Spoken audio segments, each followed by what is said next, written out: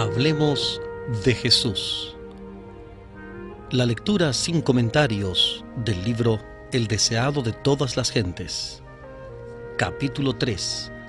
El cumplimiento del tiempo. Omar Medina les acompaña. Hablemos de Jesús.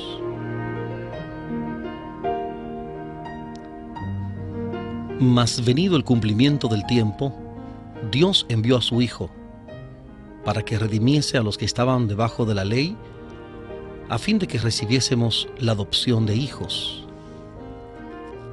Carta del apóstol Pablo a los Gálatas, capítulo 4, versículos 4 y 5. Gálatas, capítulo 4, versículos 4 y 5.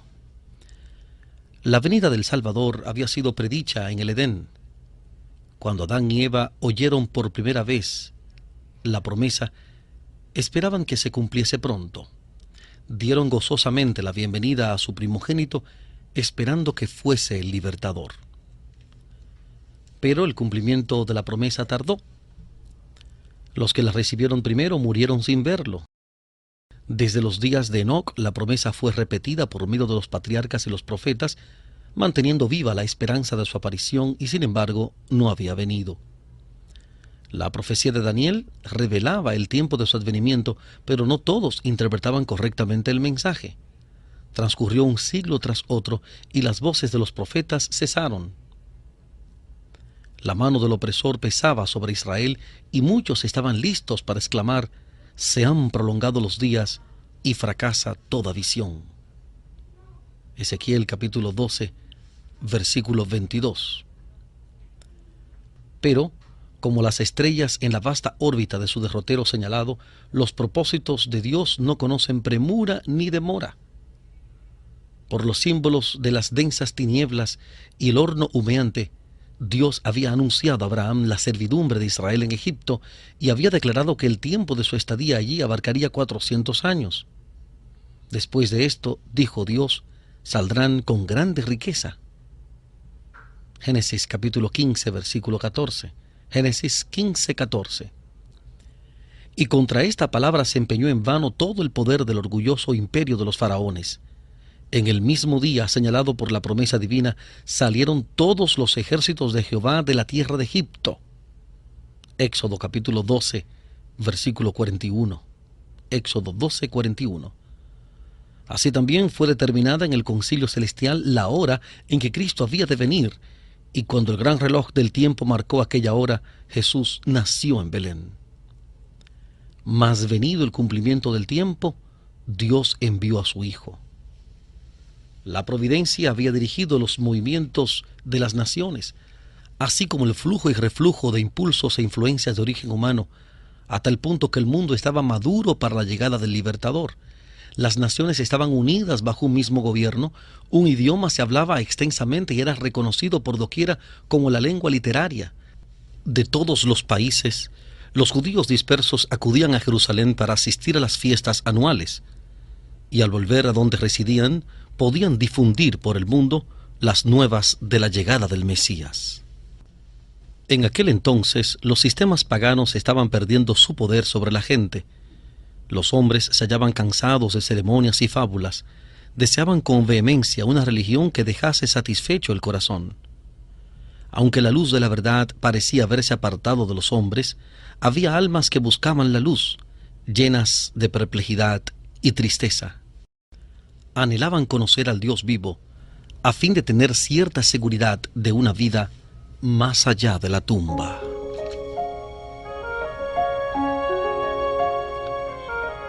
Estamos presentando la lectura sin comentarios del capítulo 3 del libro El deseado de todas las gentes. Capítulo 3. El cumplimiento del tiempo. Hablemos de Jesús.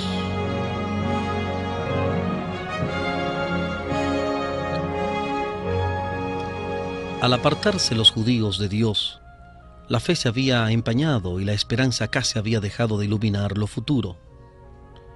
Las palabras de los profetas no eran comprendidas. Para las muchedumbres la muerte era un horrendo misterio, más allá de todo era incertidumbre y lobreguez.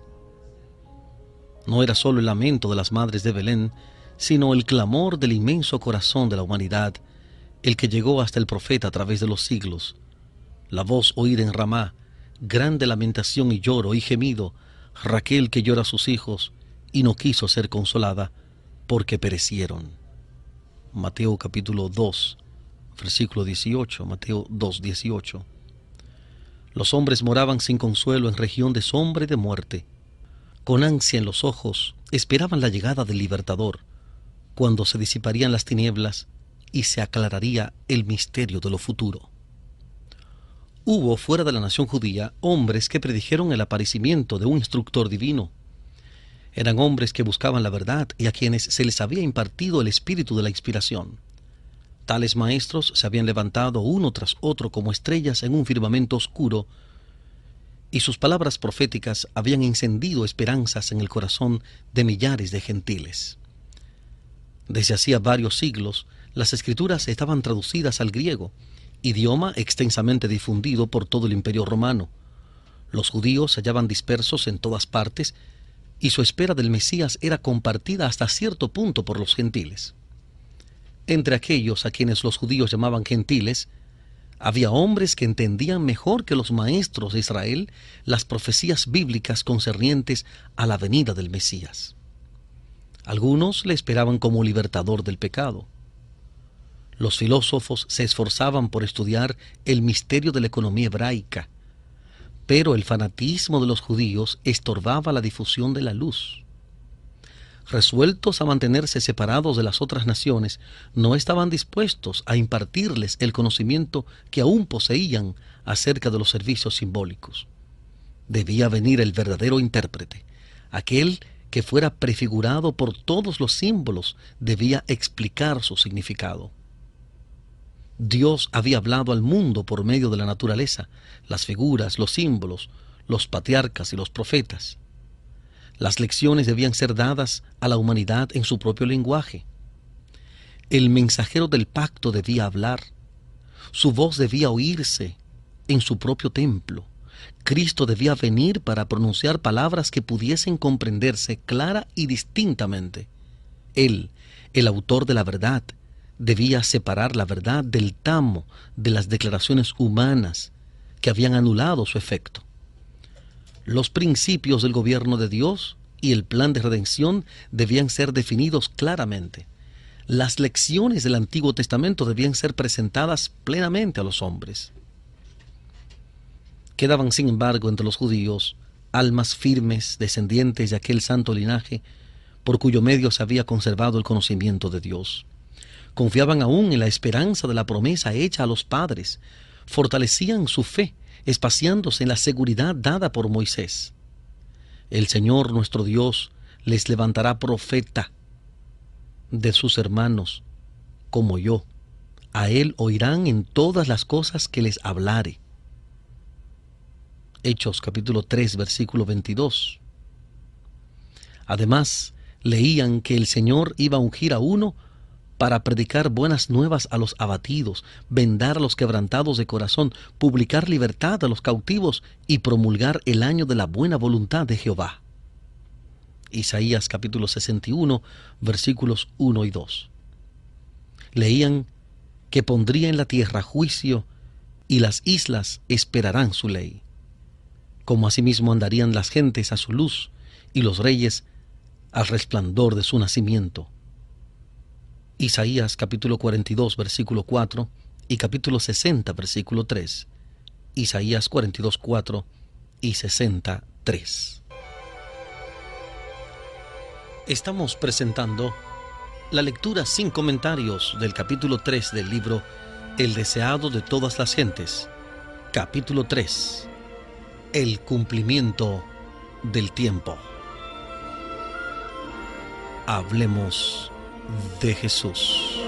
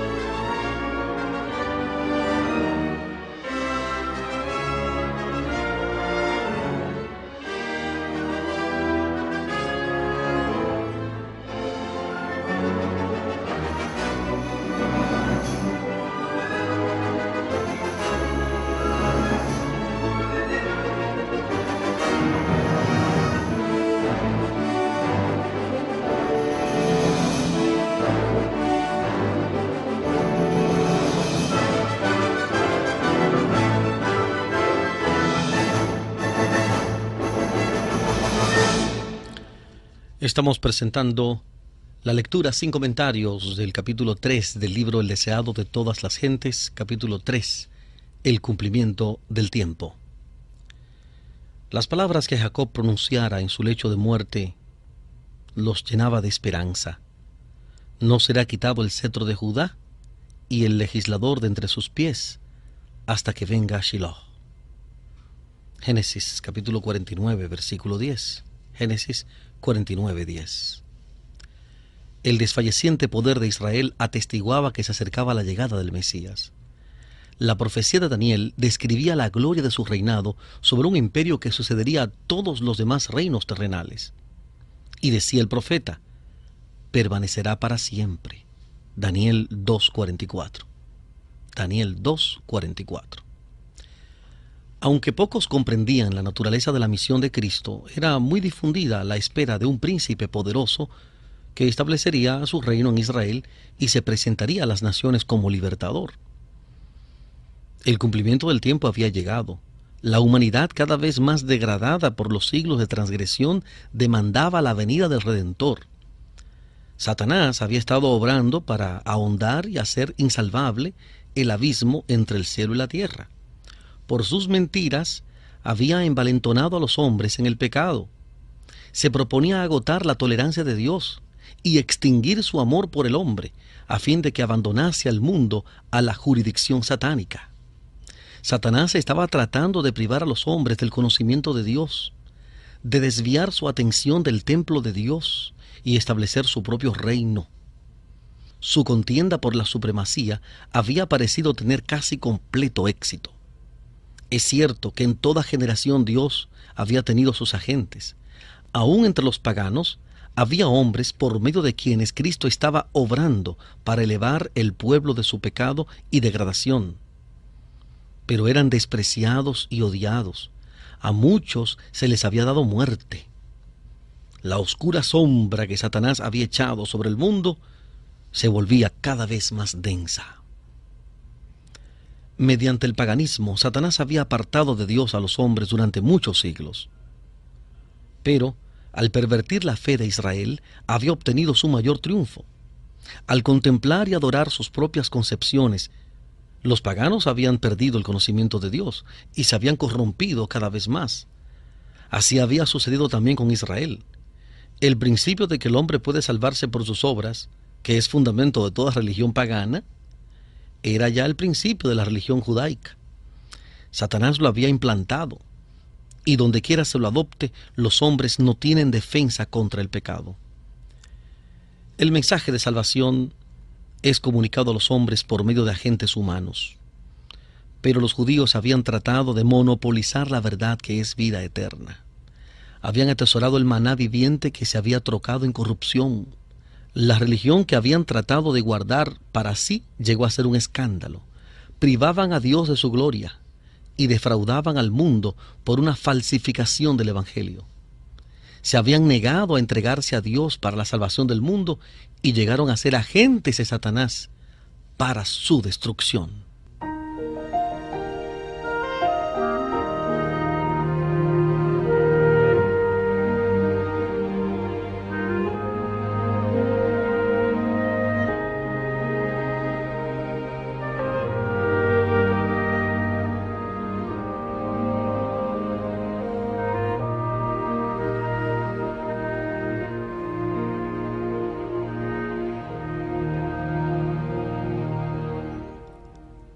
El pueblo a quien Dios había llamado para ser columna y base de la verdad, había llegado a ser representante de Satanás. Hacía la obra que éste deseaba que hiciese y seguía una conducta que representaba falsamente el carácter de Dios y le hacía considerar por el mundo como un tirano. Los mismos sacerdotes que servían en el templo habían perdido de vista el significado del servicio que cumplían. Habían dejado de mirar más allá del símbolo a lo que significaba. Al presentar las ofrendas de los sacrificios, eran como actores de una pieza de teatro. Los ritos que Dios mismo había ordenado eran cambiados en medio de cegar la mente y endurecer el corazón. Dios no podía hacer ya más nada para el hombre por medio de ellos. Todo el sistema debía ser desechado. El engaño del pecado había llegado a su culminación. Habían sido puestos en operación todos los medios de depravar las almas de los hombres. El Hijo de Dios, mirando al mundo, contemplaba sufrimiento y miseria. Veía con compasión cómo los hombres habían llegado a ser víctimas de la crueldad satánica.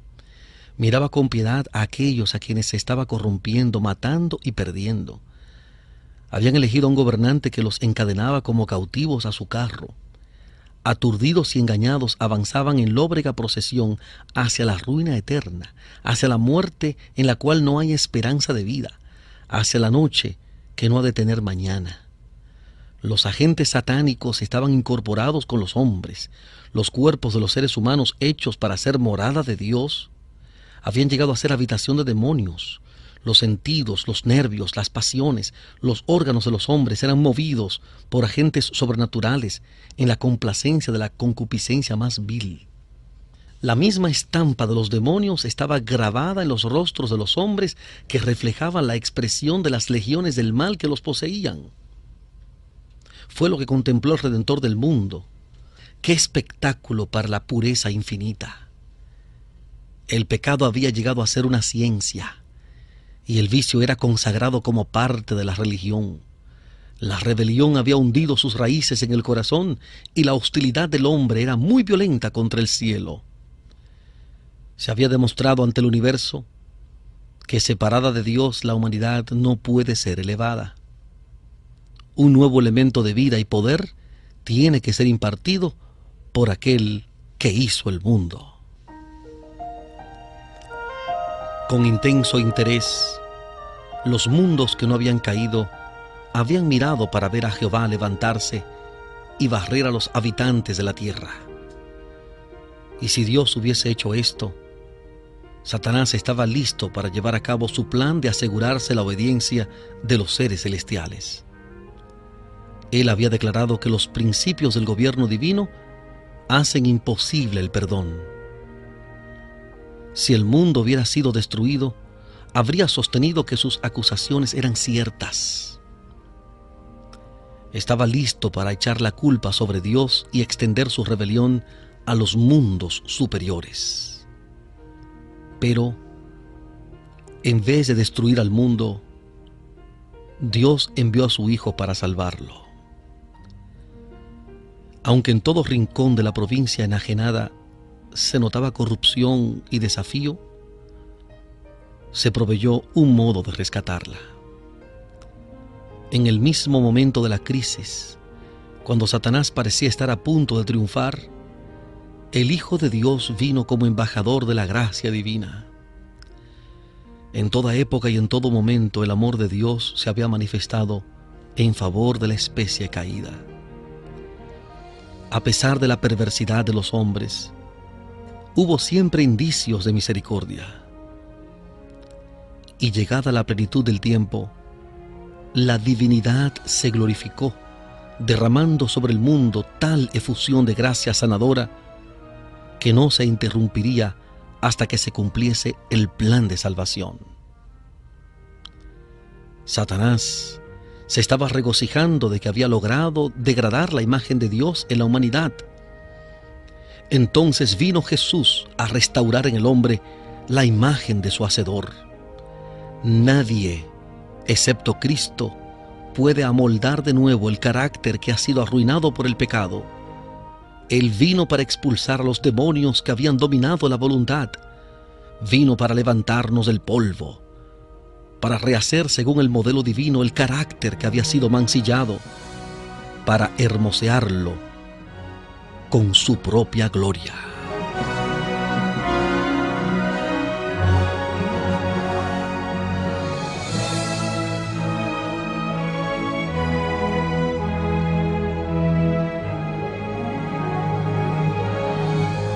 Hemos presentado la lectura sin comentarios del capítulo 3 del libro El deseado de todas las gentes. Capítulo 3. El cumplimiento del tiempo.